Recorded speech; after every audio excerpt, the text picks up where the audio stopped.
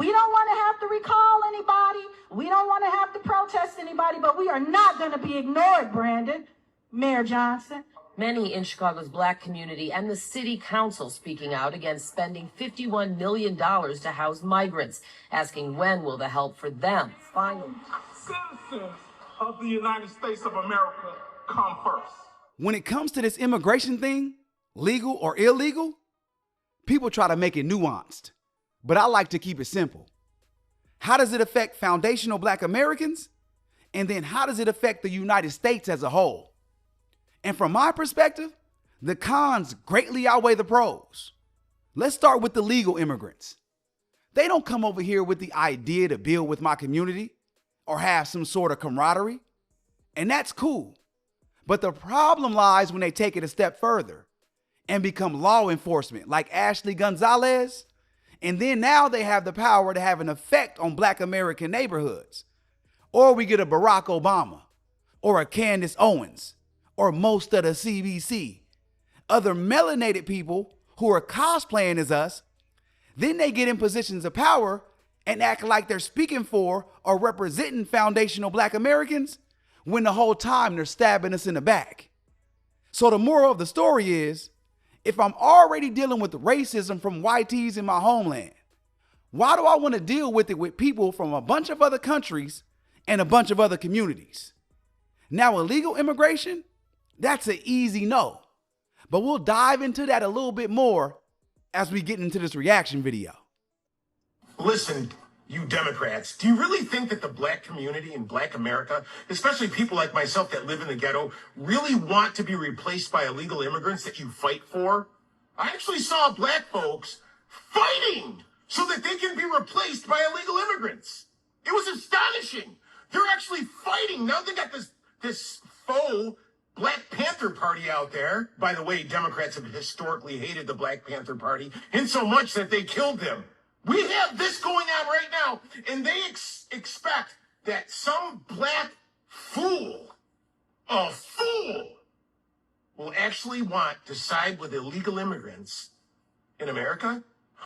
That's the dumbest thing I could... You can't conceive dumber. Literally, tell me what is actually dumber than that. You can't conceive it. I don't get it. But the Democrats think that they can sell the black community this lie. They think that the Jasmine Crockett's, the Raphael Warnocks, the Stacey Abrams, these individuals can actually sell the black community on letting illegals live in their neighborhoods, take their resources, buy their houses, fill their hospitals. They actually think that that's what's good for us. They think that. Their brain seems to think that we are dumb enough, stupid enough, vacant enough to actually help them in that fight. Imagine that. We are the only people in the world expected to support our own demise. And when we don't support our own demise, we're looked at as MAGA, xenophobic, or we're siding with the YT supremacists. And it's like, no, I'm actually supporting the preservation of my community. Don't fall for the gaffle, y'all. The amount of illegal immigrants that has been disrespecting the American people. But y'all want to know who they've been disrespecting the most? Black people. Have y'all been listening to their speeches, the things they say out their mouths? They said that Somalians are the ones that built this country. You know, immigrants are the ones that built this country. And it's giving, we're trying to replace Black people here in America. And the fact that Black people are still choosing, a lot of us are still choosing to defend them. My question is why? Why? Because they do not like us. They don't respect us. They don't have any care for us at all. If you don't want to believe me, look it up. Right now, during this time, it does not matter if you are a Republican, an independent, a Democrat, whatever you are. If you want to protect yourself as an American citizen here, but especially as Black people, we have to stop defending the Somalians and every other illegal here in America. We got to stop defending them because they think that we're one of them and we're not. We were born here. We were raised here. We have birth certificates, IDs here. We drive here. We have everything documented here because why? We were born here.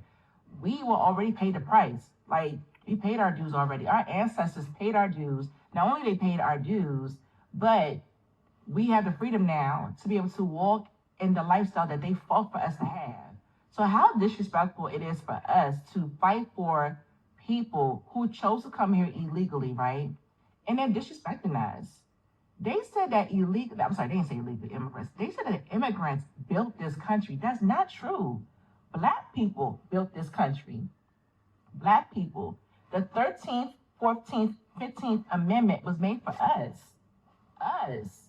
And yet, the left has been pushing this propaganda for the illegals to use the amendment rights that was made for us Black people. I'm just telling you all, because I know when Trump became president, a lot of Black people kept saying, we sitting this one out. We're not saying nothing. We're not saying nothing. When it comes to that situation there, when Trump was like, I want to get them out of here, I'm telling y'all, I want to say Jack, because I know I'm not. I'll talk about things all the time on my page, but when it comes to advocacy, I'm not advocating for that because they don't care about us. They do not care about us. They don't care. I want to add in another thing. Have y'all noticed how quiet these Black activists have been since these illegals have been disrespecting Black people? Quiet. I don't hear nothing from Roland Martin, Jamal Bryant, who else? Tamika Mallory, Amanda Seals, all these people that kept promoting racism. There's racism being thrown at us by the Somali community. They are disrespecting us. It is plain in our faces, and I don't hear none of these people who are so-called advocates for the Black community standing up for us at all. They are quiet. That there should also tell you all something too. Yeah, man. We had Mom Donnie when he won the mayoral race, talking about this is a city or a country built by immigrants. We had Shabuzi hop on stage saying the same rhetoric. That is disrespectful to our ancestors who actually built this country, who actually toiled all day long, who actually built the wealth of this land. So people is just open with the disrespect. And again, once we challenge that disrespect, they start trying to gaslight us. And it's like, no, I'm not falling for the tricks no more. I'm going to let them know every single time they come out and open up their mouth in a disrespectful way, it ain't going to happen because my ancestors built this country, not no immigrants. Let me show y'all again how the stuff you see going on in America today makes sense if you look at its history against Black Americans. It all makes sense. 1866, the American Negro had barely been free for a year before somebody looked at their wage demands and said, we need to make this illegal. And they did.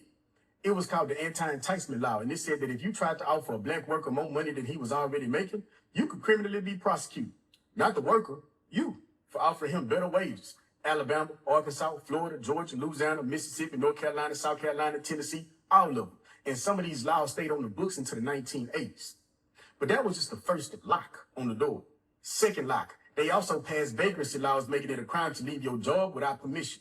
The city of Montgomery, Alabama passed a municipal ordinance making it illegal to leave time for better work, punishable by 6 months of hard labor. And when word got out about better paying jobs up north, they passed laws making it illegal for labor agents to tell Black workers about them too. And while all three of them laws were being enforced, those same employers held a conference in Memphis in 1869, raised $1 million and started importing Chinese laborers at $14 a month because Black workers had the nerve to ask for $20 a month.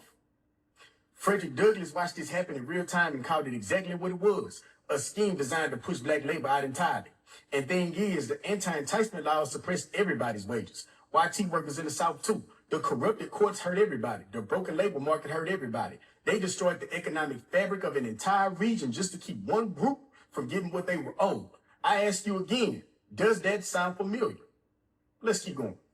No rational economic actor does that. You don't burn down your own market to win a grudge. This was never about money. It was about making sure a certain group never had any. Now look at today. The U.S. would rather destroy the country than give Black Americans what is deserved. And over the last year, native-born workers lost 1.3 million jobs, while foreign-born workers gained 1.2 million. In 1869, again, they held a conference and raised $1 million to import cheaper labor because Black workers asked for $20 instead of $14. In 2024, they just call that a labor shortage. Nothing has changed under the sun, and them people don't owe us enough. Don't ever fall for that black Americans are lazy trope. We just refuse to work under third world conditions. And matter of fact, every American should be fighting for fair wages and fair conditions on a job. And anybody that's undercutting that, why would we support it? I still get shocked sometimes when I hear Democrat supporters be upset with people like myself because we don't support immigration. I still be shocked sometimes. I still be shocked sometimes when we speak out against the Africans, the Caribbeans, the Mexicans, and other groups that come over here that practice anti-black hatred. But what's the kicker is they can recognize Republican racism. And once again, you Democrat supporters, yes, the Republican Party is racist, okay? They are imploding right now. They're eating each other up right now. With the Marjorie Greene situation and all that she's beefing, then there's internal fighting going on with the Republican Party. They're eating each other alive, and I love it. I love to see white people go in. I ain't gonna lie to you. I love it. I love it. I love it. So we got that out the way, okay, black Democrat supporters? Okay? Okay. So why y'all can't, if y'all can recognize that the Republican Party is racist, why y'all can't recognize the Democratic Party is racist? Why y'all can't do that? That's just mind-boggling to me. Keep in mind, black Democrat supporters, these people hang together. The Republicans and the Democrats eat together, okay? They hang together. They kids play together. They all do. The only people they probably don't hang with is the black ones. They might not hang with the black Democrat supporters or the black Republicans. But the white people on both sides hang together, black people. But let's take Democrats out of it. If y'all can recognize racism so much, why y'all don't see the anti-blackness within the immigrants that come over here? Why y'all don't see that? Why y'all look past it? Why y'all look past all the anti-black hate? They come from the Africans. They come from the Caribbeans. They come from the Venezuelans. They come from the Mexicans, the Puerto Ricans, the Dominicans. All these people that come over here, they don't like you. Like I always say, if we was on the chopping block, let's just say hypothetically, black Democrat supporters, let's just say hypothetically, we was about to be deported.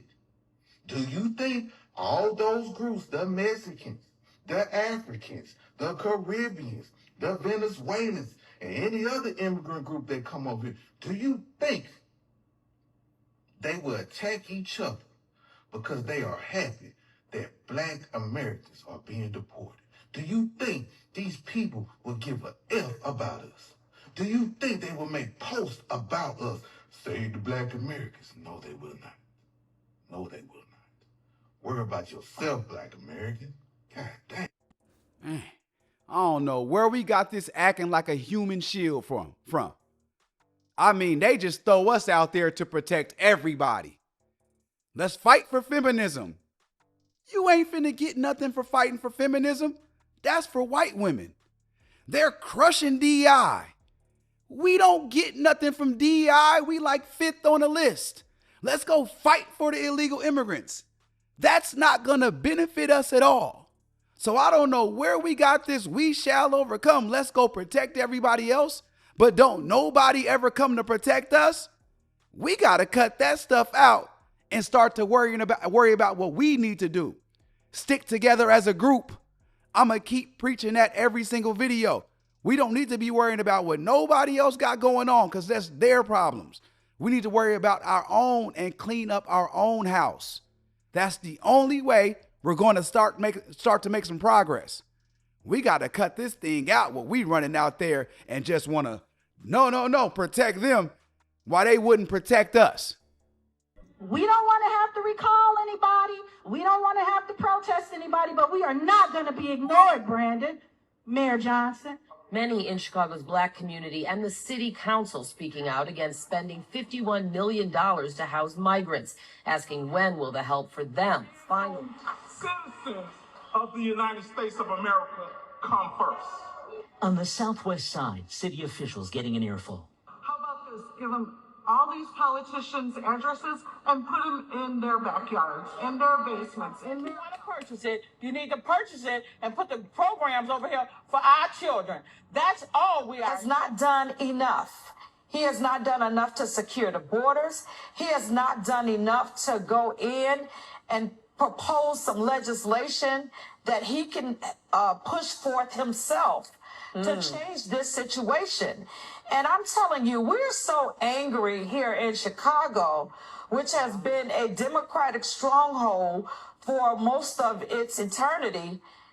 This year, we're working to turn Chicago red. We are so angry with Pritzker and with President Biden and with our mayor that we have decided that we're going to vote Republican this time around. But it shouldn't be on our backs. Our tax bills are paid into the park district. Nobody asked us for permission. Nobody asked us how we felt. Just listen to the soundbite with Governor Pritzker, who wants to blame Governor Abbott. But I think that we have to be realistic in thinking about what the state of Texas was going through before they began busing migrants here. And I don't think we really think about that. So we're looking at it now as Chicagoans receiving migrants from the state of Texas. But imagine what it must be. How are y'all taking care of all these migrants, but we got all these homeless people that are U.S. citizens? We got people who are in our country, veterans who fought for this country, who are sleeping on the streets. But y'all got migrants in these community centers. Put the veterans in there. Let them have somewhere to go. This is nuts. Like in that state of Texas, on a daily basis, where people are arriving. Our president, President Biden, has not done enough. He has not done enough. You work for us. That's what the room filled with angry Galewood residents chanted at city leaders at one point during last night's meeting. That room was packed, so packed that it reached capacity, and others were forced to stay outside. Many there were upset that the field house, which is currently used for senior and after-school programs, will now be used solely to house migrants. Some who've lived in the neighborhood for decades tell us they've asked the city for things like a microwave, a stove. They've also complained about showers that need to be fixed. Leaders who came looking for a conversation over opening the doors of a shuttered South Shore high school to migrants. What's important is that we really establish that this is a humanitarian crisis, and we're here. South Shore residents were... The humanitarian crisis is what's happening to the black community, to the citizens of this country. That's the humanitarian crisis. Responded with resounding rejection. While this crisis may constitute an emergency for the city of Chicago, it does not constitute an emergency for the South Shore community. You come into a community and dump people in our community like this. This is not fair. The city's pressing migrant crisis in the spotlight now more than ever, and Southside residents are fired up over plans to put up tents. It's my turn. Hello. But city leaders could barely eke out a word of the details about a proposed respite center at the former South Shore High School. When it comes to the total number of people at South Shore at any given point in time, it is fluid. We'd start with 250, 500. How could you do that without consulting us? I am concerned with safety in the area. The Chicago Police Department will put 24/7 officers at that location. Those are exactly the kind of services Southside residents say they've begged for and been denied. Every homeless immigrant that you bring in, that you scoop up one of the homeless individuals in our community, I think that would be fair. And we simply cannot take any more migrants. We can't divide those resources, and it needs to be stopped. And I think City Hall needs emotional outbursts, at times so heated, police had to step in. We're talking about City Council today and a vote to spend $51 million on helping migrants here in Chicago. We're going to continue to play in our faces to make us think that you're hearing us and that you're listening to us, all the while you're still going ahead with with your plan? This is our community. We are not going to stand for this. A kid shouldn't have to go up to Lubbock School for the program. Our park is right here. And not only just the park, our community is affected by this. We reached out to the Parks District to see if and when staffing programs could return to Amundsen Park. We've not heard back. Man, don't let nobody shame you into putting your community first and worrying about the preservation of you, your kids, your family, and your ethnic group. What they think we're going to do is we're going to forget and we're going to go back to business as normal. Y'all, we got to keep our foot on their necks. I love y'all. I appreciate y'all. I'm out.